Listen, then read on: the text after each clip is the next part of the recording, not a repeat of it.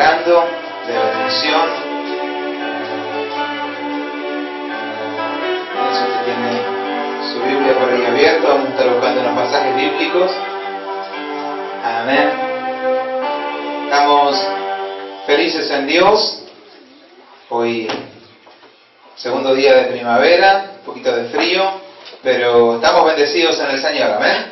Ayer recibimos el regalo, esta batería que nuestro hermano Huguito hacía tiempo que la quería comprar para la iglesia y justo por un problema otro no se podía dar a veces, pero gracias a Dios ayer se pudo estar dando este milagro. ¿Usted quiere poder darle un fuerte aplauso al Señor? Amén. Gracias a Dios por la vida de Hugo, por la Diana también que trajo el paquete de allá de Corrientes, un paquete enorme, grande, y amén. Sí, por la Diana están dando vueltas con esta batería, voy y traigo ya la batería, hace falta que mandemos a la Diana, ¿ves? Y gracias a Dios ayer una sorpresa, ni siquiera esperábamos, y el Señor hizo este milagro de tener este instrumento. Es uno de los instrumentos más caros que hay, por eso generalmente en las iglesias cuesta tener batería, y estamos contentos en el Señor, amén. Ahora lo que falta es la ampliación de la iglesia, que ya está viniendo, amén, porque ya estamos chiquitos acá, pero gracias a Dios también estamos ahí trabajando en eso, preparándonos para seguir cerrando ahí el lugar y seguir ampliando. Ya están preparando las puertas también. Yo te puedo hablar por la vida de aquellos que están trabajando para su obra, amén. Por mi papá también, que está trabajando y está emprendiendo eso. Ya estos días ya vamos a estar tratando de terminar ese lugar, amén. Que estén sus oraciones por todo ese tema. Y que estén sus oraciones también por Huguito y por su familia, por su hogar, que el Señor le pueda bendecir grandemente. Usted tiene su Biblia abierta en el libro de Reyes, capítulo 19, Primera de Reyes 19, búsquelo por ahí, amén. Reyes 19, 1, Primera de Reyes 19, 1. Gracias a Dios también por la vida de Diego. El otro día nos trajo un micrófono también que estamos ocupando en esta noche. Gracias a Dios. Porque dice que cuando le damos al Señor, el Señor nos vuelve multiplicado. Con estos obreros así sí que vamos a salir adelante, amén. Una cosa, una otra. Así se va la iglesia Puerta del Cielo, con todo. Yo siempre digo que yo me acordaba de una catedral allá no sé dónde en Europa, donde dice que los ladrillos tenían el nombre de las familias. Y acá no hay escritos ladrillos con nombre de familia, pero sí en el cielo está anotado tu nombre y el nombre de tu familia, amén, con lo que vos estás dando para el Señor. Y ahí sí que no se borra. Libro de Primera de Reyes, capítulo 19, versículo 1, amén. Y me encantaba, ayer pusimos la foto por internet y muchos hermanos mandaban saludos también. Y una de las primeras fue la hermana Claudia Abogado, porque ella también allá en su iglesia no tenía batería, y hace como 5 o 6 meses ellos compraron la batería. Y bueno, y vio que la profeta es terrible, agarró y dice, un día se despertó y le dijo, bueno, si crees que vamos a tener la batería, agarró unos palitos, cortó una ramita y con eso tocaba la batería. Hasta que venga la batería, ellos tocaban una batería invisible. Y Dios después, no sé cómo hizo, proveyó, y ahora ya tienen su equipo armado, ¿ven? Entonces, gracias a Dios por todas estas bendiciones que el Señor nos está brindando. ¿Libro de Reyes lo tiene? 19.1. Amén. Yo no sé si este me está haciendo eco acá. A ver. Amén. Reyes 19.1.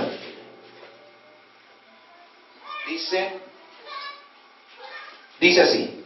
Acab dio a Jezabel la nueva de todo lo que Elías había hecho y de cómo había matado a espada a todos los profetas. Entonces vino Jezabel a Elías. Entonces envió Jezabel a Elías un mensajero diciendo, así me hagan los dioses y aún me añadan si mañana a estas horas yo no he puesto tu persona como la de uno de ellos. Viendo pues el peligro, se levantó y se fue para salvar su vida. Y vino a Berseba, que está en Judá, y dejó allí a su criado. Y él se fue por el desierto un día de camino y vino y se sentó debajo de un enebro. Y deseando morirse dijo, esto dijo Elías, basta ya, oh Jehová, quítame la vida, pues no soy mejor yo que mis padres. Y echándose debajo del enebro se quedó dormido. Y aquí luego un ángel le tocó y le dijo, levántate y come. Entonces él miró y aquí en su cabecera una torta cocida sobre las ascuas y una vasija de agua. Y comió y bebió y volvió a dormirse. Y volviendo el ángel de Jehová la segunda vez, lo tocó diciendo, levántate y come, porque largo camino te resta. Se levantó pues y comió y bebió y fortalecido con aquella comida, caminó 40 días y 40 noches hasta Horeb, el monte de Dios. Amén. Vamos al versículo 15 y 16, un poquito más adelante, 15 y 16 del 19 además.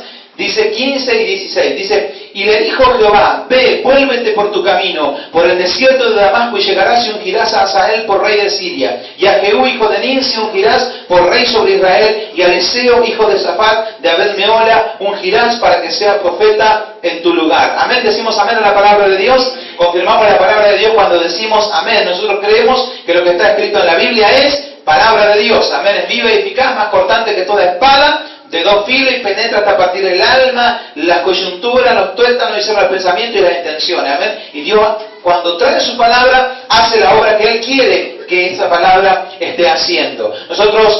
Cuando nosotros vemos el siervo de Dios Elías, es uno de los profetas más prominentes del Antiguo Testamento. Es el profeta por excelencia. Es casi que el símbolo de la profecía de aquellos siervos de Dios del Antiguo Testamento. Se representa generalmente con Elías. Era un siervo de Dios que oraba a Dios y se cerraban los cielos. Oraba a Dios y los cielos se abrían. Golpeaba los arroyos y los arroyos se abrían en seco. Los muertos resucitaban cuando él oraba. Los enfermos se sanaban. La comida era multiplicada. Y era un siervo de Dios de una manera tremenda. Los teólogos acostumbran a llamarlo el profeta de fuego, porque muchas veces cuando él oraba, el Espíritu de Dios descendía con fuego y consumía las cosas, y había un lugar terrible, pero más también porque en sus venas, en su ser, en su forma de hablar, en su forma de actuar, él actuaba como con fuego. Por sus venas, por su obrar, por su actuar, había fuego del poder del Espíritu Santo de Dios. Casi todos los profetas, o los que se dicen ser profetas, están ligados a aquel espíritu del profeta Elías, que es el profeta que no solo era profeta, sino que respiraba profecía, hablaba profecía, actuaba como profecía y vivía la profecía constantemente. Un hombre que era un héroe, que lo único que tenía era a Dios de su parte, y cuando él se paraba decía, vive Jehová, en cuya presencia estoy. Y cuando él daba la palabra, los ejércitos temblaban, los reyes temblaban, y la obra de Dios se consumaba. Por eso era un siervo de Dios tremendo. Se presentaba con piel de camello, no tenía muchas cosas. Era un hombre que corría más rápido que todos los carros de Israel, que los ejércitos le temían. Y cuando venían a buscarlo a Elías, no era Elías el que temía al ejército, sino que el ejército le decía, Elías, por favor, vení con nosotros, no mande fuego del cielo para consumirnos. Porque a veces mandaba fuego del cielo y los mataba a todos. Entonces no era el siervo de Dios el que pedía clemencia, sino que eran los otros los que pedían clemencia delante de él. Era un siervo de Dios tan tremendo que, ya te digo, corría más carros, más rápido que todos los carros de Acab y de los reyes de Israel. Pero aún no era solamente eso, sino que dice la Biblia, como hoy leíamos de Enoc,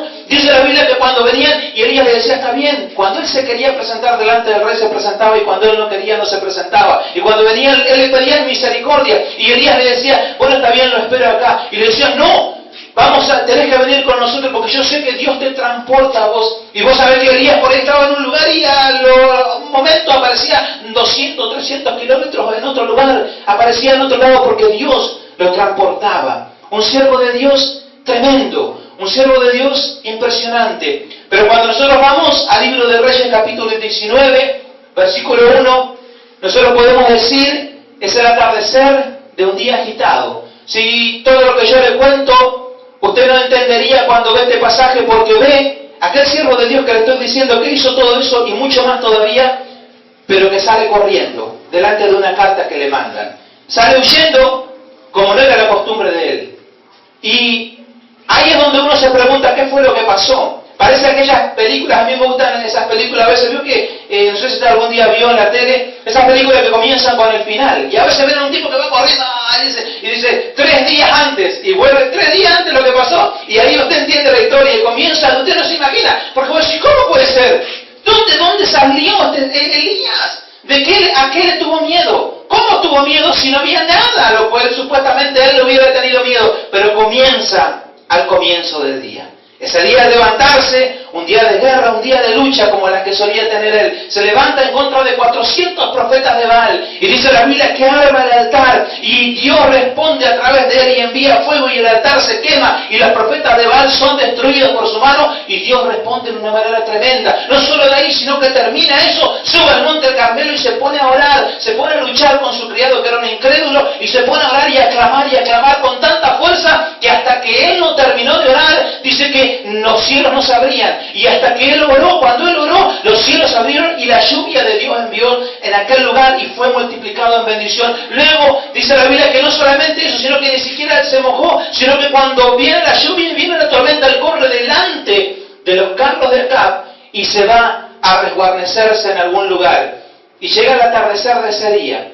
Las nuevas le llegan a Jezabel, la mujer del rey. Nadie estaba con Jezabel, todos estaban con Elías. El pueblo temía a Elías, los reyes temían a Elías, los sacerdotes temían a Elías y aún los ejércitos temían a Elías. Por eso dice ese pasaje cuando habla de que Elías parte y dice: Padre mío, carros de Israel eras y su gente de a caballo. Porque Dios no mira como miramos nosotros, sino que vale más que un ejército, vale más que la gendarmería, vale más que todos los ejércitos juntos, un siervo de Dios cuando se planta en la presencia de Dios. Por eso dice la Biblia que Elías valía más que todos los ejércitos de Israel, y él lo sabía. Pero ese día era el atardecer de aquel día, muchas cosas habían ocurrido, Dios lo había respaldado, lo había bendecido, el fuego de Dios había caído y la gente gritaba: Dios es el Dios de Elías, Dios es el Dios de Elías. El pueblo se había vuelto hacia Dios, y Acab le cuenta a Jezabel, que era una enemiga de Elías, le dice: esto pasó. Entonces Jezabel se enoja y le manda una carta, no alcanza a llegar, y ya manda un mensajero del diablo. A veces hay mensajeros del enemigo. Hay gente que te va a venir a traer cosas malas, hay gente que con una palabra traspasa tu corazón. Me acuerdo de un amigo mío en Mar del Plata, solía decir: ¿a vos quién te envió? Te envió el enemigo. Solía decir cuando le decían una palabra que me lo venía uno y dije: ¿por quién te envió? Te envió el enemigo. Le dice: hay mensajeros del diablo. Este no es un mensajero del diablo, un mensajero de Satanás. Dice la Biblia que viene con una carta, una simple nota, y le dice a Jezabel: mañana a esta hora yo voy a cortar tu cabeza, así los dioses me hagan y aún me añadan. Y en ese momento, ese siervo de Dios, tan tremendo, tan ungido por el Señor, tembló, tuvo miedo, claudicó, todo el poder, toda la unción estaba con él. ¿Qué le iba a poder hacer Jezabel? Nada, absoluta. Pero ¿sabes lo que dice? Dice que vio el peligro, vio en su corazón aquello que el diablo estaba queriendo que él viera. Como cuando nosotros a veces vemos algo y no es lo que Dios quiere. Hay una fe positiva que es la fe de Dios y una fe negativa que es la fe del diablo. Cuando uno siente un dolorcito y ya uno se ve en cama o se ve en el hospital, o cuando uno ve a sus hijos no como Dios quiere, sino que los ve destruidos, los ve partidos, eso no es de Dios. Y Elías, ¿sabes lo que se vio cortado de la cabeza, se vio muerto, se vio perdido. No había ocurrido, pero él en su corazón y en su mente lo creyó. Y aquel hombre de Dios, que hasta ese momento era un héroe tremendo, salió corriendo con todas sus fuerzas de delante de aquella mujer. Corrió todo lo que pudo. Un día de camino, día y noche corriendo hasta llegar a un lugar totalmente agotado. Después de un día agotador. Y se tira debajo de un enebro y dice: basta Dios, quítame la vida. No soy mejor que mis padres. Y deseaba morirse. Entonces cuando uno ve ese pasaje, uno ve algo tremendo. Yo tengo dos palabras para compartirte en esta noche. Y la Biblia dice en Santiago que Elías fue un siervo de Dios tremendo, pero da un secreto: era un hombre sujeto a pasiones, igual que nosotros. Nosotros pensamos que los siervos de Dios que están en la Biblia eran hombres de fe, que derribaban murallas, que hacían obras tremendas. Es verdad, pero no era que no tenían falta de fe, no era que su fe no claudicaba, no era que no tenían miedo, no era que no dudaban, era que no eran vencidos de la malo. Dice la Biblia que Elías era un hombre sujeto a pasiones como las nuestras, pero oró fervientemente y por 3 años y 6 meses no llovió, y oró fervientemente y en ese momento vino la lluvia. ¿Cuál era la diferencia? Era que Elías no actuaba conforme a su falta de fe, él actuaba conforme a lo que su fe le decía. Porque muchas veces va a venir la falta de fe. La Biblia habla, cuando estaban los hombres que venían a Jesús y le decían: Señor, ¿puedes sanar a mi hijo? Y Jesús le decía: ¿crees? Y ellos le decían: sí creo, ayuda a mi incredulidad. ¿Creían o no creían? Sí creían, pero en un momento dudaban. Dice la Biblia que había un rey, un perverso, un malvado, Nabucodonosor, levanta una estatua de 3 metros y dice que todos le tenían que adorar, y el que no adoraba iba a ser echado en el horno de fuego y azufre. Entonces estaba Sadrach, Mesach y Abednego, 2 siervos del Dios Altísimo, inquebrantables en no negar su fe. Y dice: vive Jehová, vive tu alma, oh rey, que solo a Dios serviremos, solo a Dios adoraremos y solo ante Él nos postraremos. Y así tengamos que ir al horno de fuego. Pero dice la palabra del Señor que nosotros nos gozamos con esos siervos de Dios tremendo. Pero ellos agregan una palabra más: Dicen, Él puede librarnos del horno de fuego. Pero si así no lo hiciere, sabe Dios que no vamos a adorar a tu estatua. Entonces cuando uno sí, tenían fe de que Dios le iba a sacar del horno, sí, tenían fe. Pero si así no lo hiciere, si así no ocurriera, ellos no actuaban conforme. La diferencia no está en no tener fe. La diferencia no está en no dudar. Lo normal es dudar.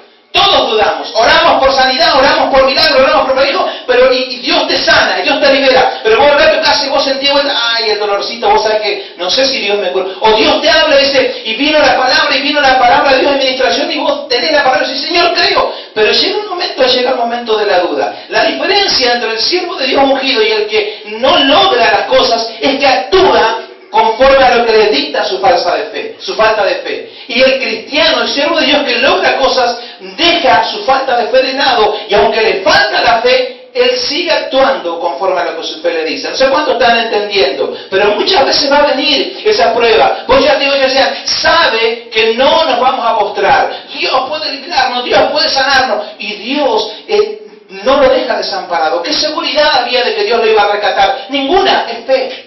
Es fe, es lanzarse en fe. Todos los días venían los cuervos a darle comida a Elías, pero todos los días le traían para un día, y todos los días Elías se despertaba diciendo, tal vez Dios hoy se olvidará de mandarme la carne, o tal vez hoy Dios se acordará de mandarme la carne. Todos los días la viuda salía a recoger la última harina de la tinaja. Nunca llenó la tinaja a Dios, sino que todos los días ellos tenían que tener fe para cada día. Así es como actúa Dios. Dios actúa por fe. Y tu fe es para hoy, no es para mañana. Por eso no piensa mañana, tu fe es para hoy. Dios te da fe para creer hoy a la palabra. Y si vos dudás o algo, es normal. La diferencia está en no actuar conforme a tu duda. Aquellos que actúan conforme a la fe son los que son bendecidos. Hace muchos años, yo era chico, tendría 14, 15 años. Vino una familia a la iglesia, un matrimonio joven, se habían entregado al Señor, no sé qué problema tenían.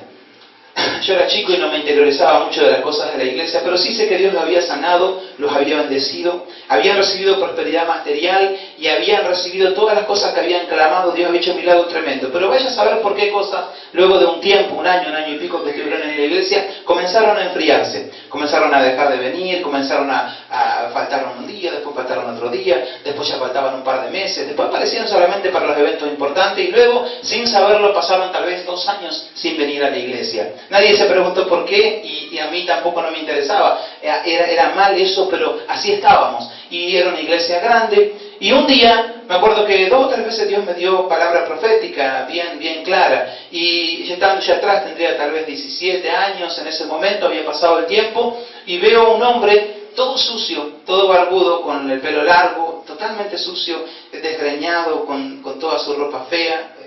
Se ve que llevaba varios días sin bañarse y todo. Subió las escaleras de la iglesia, ya estaba terminando la reunión, y él pasó al frente a que oren por él. En ese momento yo estaba en el fondo y Dios me da una palabra, y sin pensarlo yo me voy arrimando a esa persona antes de subir a cantar, porque allá en Mar del Plata nosotros subíamos sin que nos llamen a cantar cuando ya estaba terminando la reunión. Entonces Dios me decía, decile que si Él es fiel y Él promete ser fiel y hace un pacto conmigo, todos los días sin abandonarme, en muy poquito tiempo, 2 meses, Él va a recuperar a su familia, va a recuperar a su hogar y a su esposa. Más o menos era en esas palabras, pero lo que sí sabía era que Él en 2 meses iba a recuperar a su esposa si Él hacía pacto con Dios y era fiel. Yo lo abracé, a ese hombre no lo conocía, no me di cuenta de quién era, lo abrazo y sin pensarlo le doy la palabra. Y comienzo a orar, parecía hasta que se había olvidado de hablar, balbuceaba, ni siquiera hablaba. Pero al acercarme a él y al ir a abrazarme y llorar conmigo, yo me doy cuenta de que esa persona era el hombre que hacía mucho tiempo se había alejado del Señor. Estaba irreconocible. Tal vez nadie lo reconocía en la iglesia. Subía a orar, subía a cantar, porque tenía que subir a la plataforma, terminó la reunión y antes de que terminara ya él se había ido y no estaba más. Y luego cuando yo dije, Señor, ¿qué fue lo que hice? Cuando salí dije, Señor, ¿qué es lo que estoy haciendo? A la semana siguiente volvió a venir aquella persona, pero ya volvió afeitadito, cambiado, bien bañado. Yo no lo sabía, pero en el tiempo que había pasado había perdido a su esposa, se habían separado, había perdido su familia, le había ido todo mal, había perdido su economía, había quedado en la bancarrota, estaba separado y estaba viviendo en la parte de atrás de un garage. Y eso no lo sabía nadie, solamente Dios lo sabía.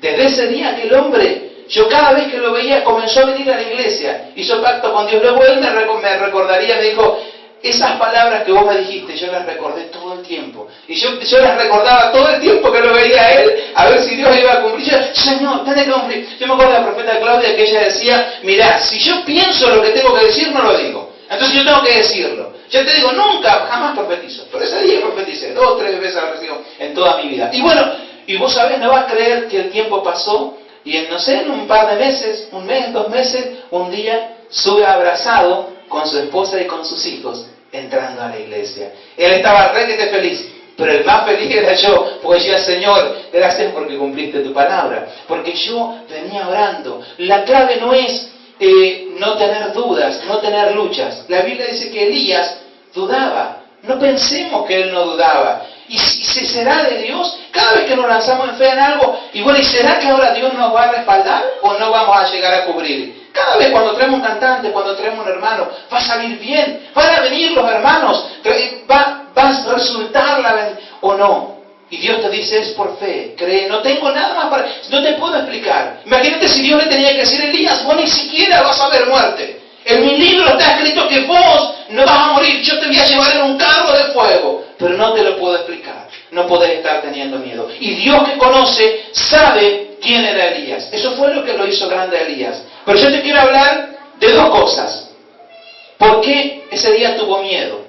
Porque si siempre vencía el miedo, era normal, todo el tiempo él tuvo miedo. Dudaba, tal vez Dios descienda fuego o tal vez no, pero él actuaba con su fe y decía, en fe, lo hago, me juego por Dios. Y Dios le respondía. Pero ese día cuando recibe esa carta, él sale corriendo un día de camino, se queda debajo de un enebro y se queda dormido. La clave es, ¿sabes por qué? Porque toda persona tenemos que entender, nosotros como siervos de Dios, y esto es la palabra que yo quería compartir. Estas 2 cosas. Nosotros tenemos que saber que nosotros somos seres humanos, personas con falencias, con debilidades, con flaquezas, que las tenía Elías también. Había sido el atardecer de un día agitado, había sido el atardecer de un día cansador. ¿Y sabes lo que tenía Elías? Tenía cansancio físico, estaba súper cansado. Tal vez le dolía su cuerpo, tal vez se había cansado de batallar, se había cansado de hablar, se había cansado de luchar. Y hay un pastor que se llama Stamatea, dice, cuando pasa el tiempo, el cuerpo siempre te pasa factura. Cuando uno está muy cansado, está muchas horas sin dormir. Decía otro pastor, también decía, Dante Gebel decía que cuando él pasaba 24 horas sin dormir, a veces con su esposa que andaban por aquí y por allá, trataban de no hablarse, porque si se hablaban, seguramente iba a querer surgir una discusión, porque la mente no está razonando claramente, la mente no está actuando bien. ¿Sabes por qué? Nosotros decimos, es el diablo. No, ¿sabes qué era lo que tenía? Cansancio. Por eso Elías se quedó dormido. A mí me sorprende y me encanta, eso es lo que me gusta de Dios. Porque dice la Biblia que Elías se quedó dormido y durmió ese día, se tiró deseando morirse, pero dice que cuando él se despierta, había una torta cocinada en ascuas. Me gusta, porque se ve que a Elías le gustaba la torta cocinada en ascuas. Por eso él siempre decía, hagamos una torta cocinada en ascuas. Y una torta cocinada en ascuas y una vasija con agua fresca para que él tome. ¿No le sorprende a usted que Dios le cocina a su hijo? ¿No tenía otra cosa más que hacer Dios? ¿No tenía otra cosa más que hacer aquel ángel? Desbaratar ejércitos, derribar muros, vencer gigantes. Ese día el ángel fue enviado a cocinar. Me sorprende cuando Jesús se encuentra con Pedro, con Juan, con Jacobo en el barco. Él estaba en la orilla, ya habían vuelto a las redes. Jesús había resucitado y habían pescado toda la noche. Y Jesús le dice, tiren las redes a la derecha, cosechan cantidad de peces. Y entonces Juan le dice a Pedro, Pedro, esa palabra, el único que te la puede dar es el Señor Jesús. Jesús está en la orilla y Pedro se tira nadando y va hasta la orilla. ¿Sabe cómo estaba Jesús? Asando unos pescados con miel al costado. ¿Será que Dios se preocupa por cómo comemos? ¿O no se preocupa? ¿Por qué era importante eso? Porque a veces corremos. Porque a veces andamos de un lado para otro y hay gente que come parado y a veces, nosotros con Johnny, a veces cuando andamos con la iglesia, andamos horas de horas. La gente pregunta por qué, porque nosotros nos acostamos tarde, llega a las 11, llega a las 12, venimos, vamos, traemos, llevamos y a veces uno tiene que comer rápido. Pero eso no fue lo que Dios preparó. Siempre y cuando vos puedas, comer bien. Sentate a comer, sentate a estar tranquilo. Nada mejor que una sopa hecha por mi esposa o un guiso bien hecho por mi esposa. Cuando llega y está calentito, sana el corazón y sana el alma. eso vale más para el esposo o para los hijos que 1000 cosas. A veces es más espiritual eso que cantidad de cosas. ¿Qué necesitaba Elías? Comer y descansar. Estar tranquilo y descansar. Nosotros, este tiempo es el que Dios nos regala. Y Dios te prepara para un largo camino, pero vos tenés que cuidar tu cuerpo, tenés que cuidarte, tenés que tomar tiempo. Tomarte tiempo para comer bien con mi esposa y con mis hijos. Y tengo que tomarme tiempo para comer a veces con mis padres o con mis parientes. Y tenemos que tomarnos tiempo a veces para comer entre hermanos en la iglesia, para compartir. La Biblia dice que los ágapes eran comida. Eso es bíblico. Hay gente que dice, pero ¿cómo eso? Que eso es más espiritual. A veces que muchas cosas. Quien no sabe comer, no va a saber luego recibir las bendiciones. Pues fíjate que lo primero que hizo Dios, le suplió físicamente. Le suplió materialmente. Y yo no puedo, mirar, si como venía este jueves el Señor me hablaba la palabra, espero que te sea de bendición, porque el Señor trataba conmigo. Aquel gran músico que decía, si yo no ensayo un par de días, el primero en darme cuenta voy a ser yo, 2 dedos me va a costar. Pero si sigo sin ensayar otro tiempo más, se van a empezar a dar cuenta los músicos que sí saben y que tienen buen oído. Voy a chingar algún tono, algo va a salir mal, algo no va a estar bien porque me falta ensayo. Pero si estoy mucho tiempo sin ensayar, todo el mundo se va a dar cuenta de que he debilitado mi manera de tocar y que ya no soy el músico que antes era. Porque todos los días el músico tenía que ensayar. Todos los días nosotros tenemos que venir a la presencia de Dios y llenarnos del Señor y recibir de Dios. Estos días, nosotros cuando con Yoli cantábamos y tocábamos, siempre cantábamos y éramos músicos, pasábamos horas cantando al Señor. Pero luego uno en la obra comienza, ¿no? Así como Elías comienza uno y batalla y batalla y batalla. Nos olvidamos de cantar. Poco a poco fue mermando la canción y fuimos dejando, hasta que ya no se cantaba más. En casa hay una guitarra, pero no se canta. Y estos días pasados queríamos volver a cantar con Luzmila y nos dimos cuenta de que Luzmila no cantaba ninguna de las canciones que nosotros cantábamos. Y yo decía, Señor, no puede ser que mi hija no sepa cantar. Y el primer día cuando nos pusimos a cantar y Luzmila quería jugar los jueguitos, quería hacer otra cosa y siento que es re lindo cantar. Y nos pusimos a cantar, me dijo, yo le vamos a cantar un par de veces, un par de días y vas a ver cómo ella se va a animar. Porque siempre en nuestra casa es adorar al Señor y es re lindo adorar al Señor. Y estos días comenzamos a cantar y el Señor fue tocando el corazón de nuestra hija y ahora ella se canta con nosotros. Pero yo soy el que tengo que hacerlo. Yo soy el que tengo que tomarme ese tiempo. Porque después va a pasar el tiempo y ya a mis padres no los voy a tener. Mi hija tal vez va a crecer. Mi suegra tal vez no va a estar. Las personas no van a estar. Hoy es el tiempo que yo tengo que tomarme. El otro día veía una palabra también tremenda donde dice la Biblia que la María cuando quiebra el perfume de alabastro los pies de Jesús. Tú sabes que el primer día de resurrección de Jesús es el domingo. Él resucita el domingo, no sé cuántos sabían esto. Resucita el domingo, ¿no es cierto? El primer día de la semana, a la mañana bien temprano las mujeres aparecen en la tumba. ¿Qué vinieron a hacer a la tumba? ¿Qué aparecieron a hacer tan temprano antes de despuntar el alba? ¿Qué querían hacer ellas en la tumba? ¿Saben lo que querían hacer? ¿Alguien lo sabe? No lo sabe nadie. Querían ungir el cuerpo de Jesús. Porque ese